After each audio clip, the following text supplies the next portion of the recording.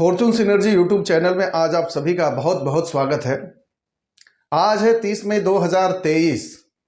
आज ही के दिन शाम के 7:38 पर सौरमंडल का सबसे चमकीला ग्रह शुक्र अपनी मित्र राशि मिथुन राशि से निकल करके कर्क राशि में प्रवेश कर रहे हैं और कर्क राशि में शुक्र 7 जुलाई तक रहने वाले हैं। तो वैसी कौन सी राशियां हैं जिनको इस गोचर क्रम में बहुत ही फायदा होने वाला है, साथ ही साथ कौन सी राशियां हैं जिनके जीवन में कुछ उठापटक हो सकती है और उनको किन विषय वस्तु पर ध्यान रखना है, प्रिकॉशनरी मेजर्स लेने की जरूरत है, इस विषय वस्तु पर चर्चा करेंगे। तो अगर इस चैनल पर नए हैं, चैनल पसंद आता है तो आग्रह ये होगा कि आप इस चैनल को जरूर सब्सक्राइब करेंगे। नोटिफिकेशन के बगल में सब्सक्रिप्शन बटन है, वहां आपको बेल आइकन दबाना है और ऑल पे दबाना है कि जो भी वीडियोस हमारे आते रहेंगे आपको उसका नोटिफिकेशन आप तक पहुंचता रहेगा। तो धन्यवाद। आगे बढ़ते हैं विषय वस्तु के क्रम को आगे बढ़ाते हुए। कर्क राशि बहुत ही इमोशनल राशि है। कर्क राशि मन से जुड़ा हुआ है। जो चीजें हम मन से महसूस करते हैं वो दुख हो सकता है, पीड़ा हो सकता है, परेशानी हो सकती है, खुशी हो सकती है। साथ ही साथ कर्क राशि के अधिपति ग्रह जो हैं चंद्रमा है। आपको भी पता होगा चंद्रमा की कलाएं घटती बढ़ती रहती हैं। तो जैसे जैसे कलाएं बढ़ती घटती रहती हैं हमारे मन पर उसका प्रभाव पड़ता है। तो उस इमोशनल राशि में जो जल तत्व की राशि कही गई है कर्क राशि, और जल तत्व के ग्रह हैं शुक्र। जब जल तत्व का ग्रह जल तत्व की राशि में प्रवेश करता है तो हमारे जीवन में क्या प्रभाव पड़ेगा। लेकिन यह भी ध्यान रखने की जरूरत है कि सर्व सामर्थ्यवान मंगल ग्रह, ऊर्जावान ग्रह कर्क राशि में शक्ति विहीन होकर पहले से ही विराजमान है। मंगल कहते हैं कि मंगल जहां होगा वहां दंगल होगा। मंगल की ऊर्जा जहां लगेगी वहां कुछ न कुछ तो होगा। मंगल क्या करते हैं, हर चीज को जल्दबाजी में करते हैं। उनको ये पाना है तो पाना है। और वही कर्क राशि इमोशंस की राशि है। अगर कोई चीज आपसे कोई छीन ले, जबरदस्ती कर ले, आपको कैसा लगेगा। तो ये बहुत जल्दी हर्ट होने वाली राशि है।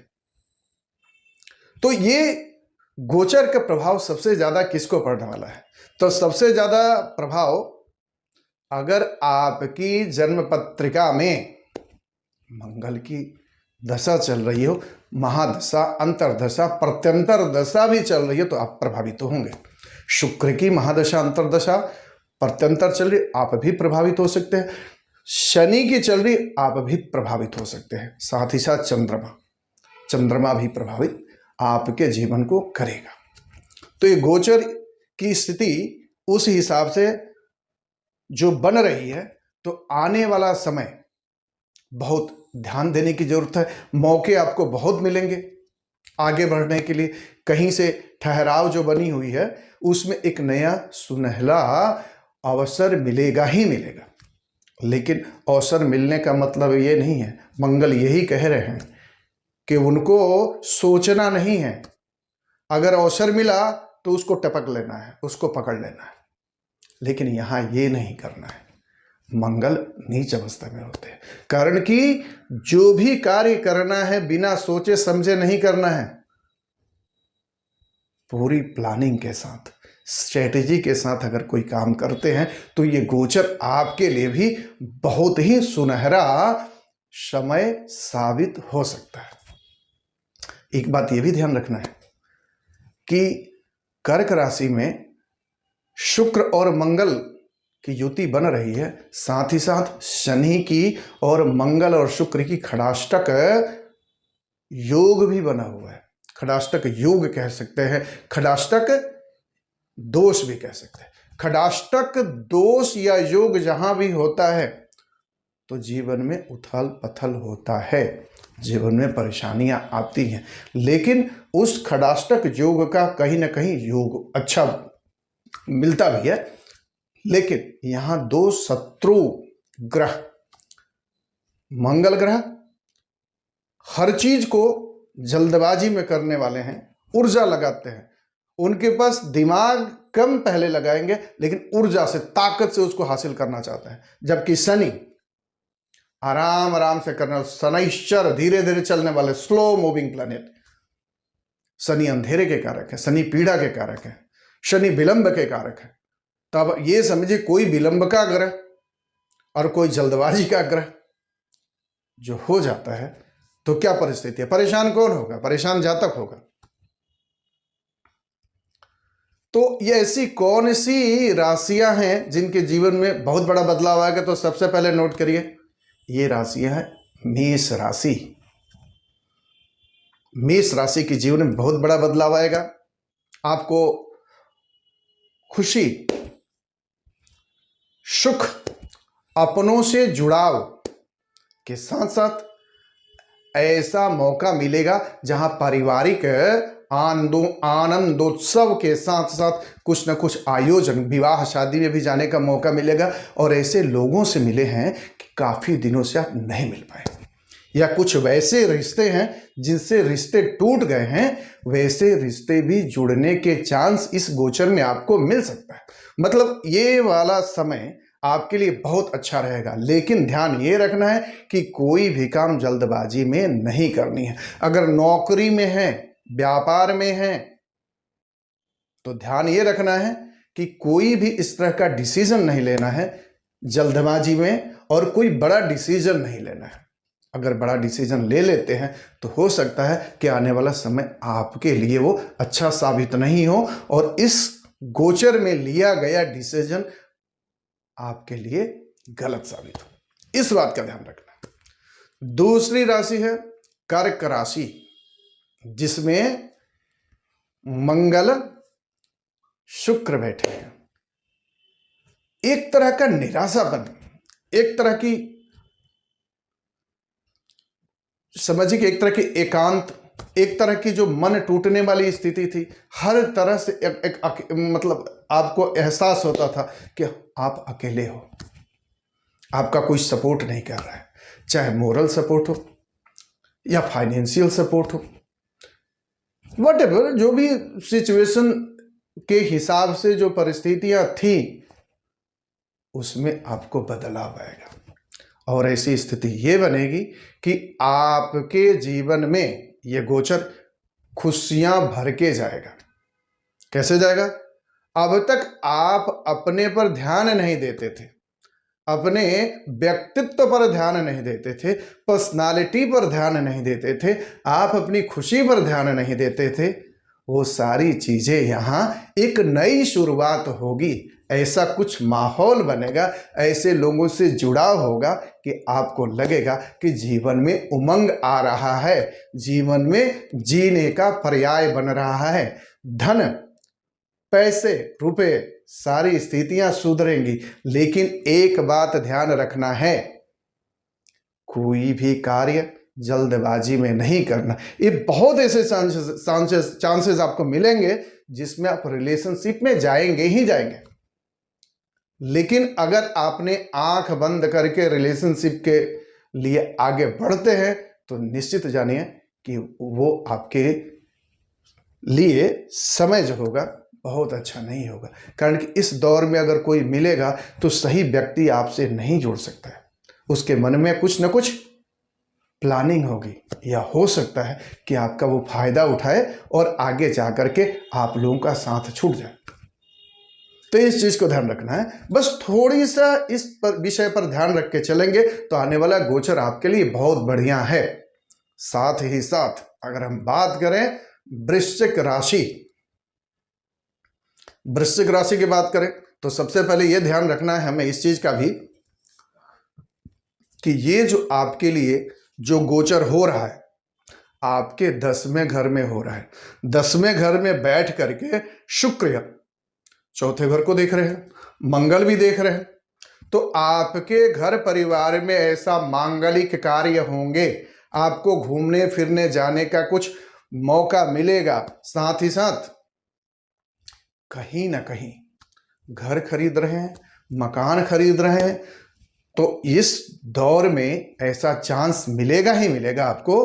तो ध्यान ये रखना है कि डॉक्यूमेंटेशन का खास करके ध्यान रखिए। बिना किसी तथ्य को जड़ तक पहुंचे हुए आपको नहीं बढ़ना है आगे। समय अच्छा है, समय आपको कह रहा है कि अब मूव ऑन, आप आगे बढ़ो, लेकिन यह भी तो कह रहा है थोड़ा सा आगे पीछे भी देख लो, कारण कि खड़ाष्टक जो परेशानियां दे सकता है। और तीसरी स्थिति बनती है मीन राशि की। मीन राशि के जातक अगर आप हैं तो एक तरह से जितना सरल हृदय हैं, सरलता को भी थोड़ा दिन के लिए छोड़िए।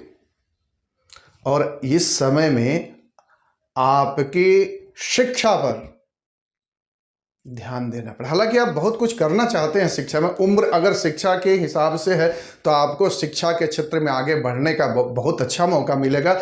जो भी कैरियर परस्यू करना चाहते हैं वो आपको आगे मिलेगा।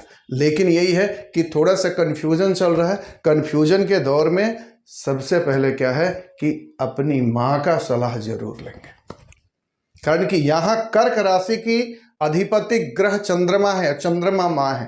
तो माँ की डिसीजन मान के चलते हैं तो बहुत सारी परिस्थिति में आने वाला समय आपके लिए बेहतर साबित हो सकता है। साथ ही साथ अगर विवाह योग्य हैं तो कोई ना कोई विवाह से जुड़ा प्रस्ताव आपके जीवन में अच्छा प्रस्ताव आएगा। प्रेम प्रसंग में, रिलेशनशिप में जाने का भी ऐसी स्थिति दिख रही है इस गोचर में। लेकिन मेरा सलाह ये रहेगा कि इस गोचर को ध्यान में रखते हुए ही डिसीजन लिया जाए। तो शुक्र सबके जीवन में आपके बहुत अच्छे अच्छे बदलाव देने वाले हैं। कुछ राशियां ऐसी हैं कि उनके जीवन में थोड़ी सी नेगेटिव स्थिति बनेगी। लेकिन ऐसी स्थिति यह है कि शुक्र जिस घर में भी जाते हैं उसको में चमक ला देते हैं, उसमें सुख देते ही देते हैं। शुक्र की अच्छाई यही है।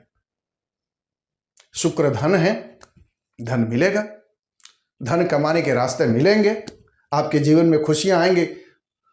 खुशी के ग्रह हैं हैप्पीनेस। तो इस परिस्थिति में ये 4 राशियां बहुत ही अच्छी पोजीशन में रहेंगी। बाकी 8 राशियां भी हैं, ऐसा नहीं कि उनके जीवन में कुछ बदलाव नहीं होने वाला है। उनके जीवन में भी बदलाव होगा और बहुत अच्छा बदलाव होगा। लेकिन ये 4 राशियां जो मैंने बताई, इनके जीवन में बहुत बड़ा बदलाव होगा। तो समय को ध्यान रखते हुए कोई भी डिसीजन लें, आंख बंद करके कोई भी कार्य को नहीं करना है, ये ध्यान रखना है। और इस परिस्थिति में ऐसी स्थिति बन रही है तो क्या करना है, महालक्ष्मी का पूजन करिए, आपको बहुत अच्छा रास्ता मिलेगा। या कहीं भी ऐसी परिस्थिति बन रही है, शिवार्चन, कुछ नहीं हो तो ओम नमः शिवाय मंत्र का जाप करना शुरू कर दीजिए। केवल ओम नमः शिवाय मंत्र का जाप करना शुरू कर देते हैं, शिव मंदिर में भगवान भोलेनाथ का जल चढ़ाना शुरू कर देते हैं और एक नियम बना लेते हैं, तो ये गोचर आपके जीवन में बहुत बड़ा प्रभाव ला सकता है। और ये समय आपको एक नया दिशा और दशा भी दे सकता है। इस बात का ध्यान रखें। चैनल पर अपना प्यार बनाए रखें।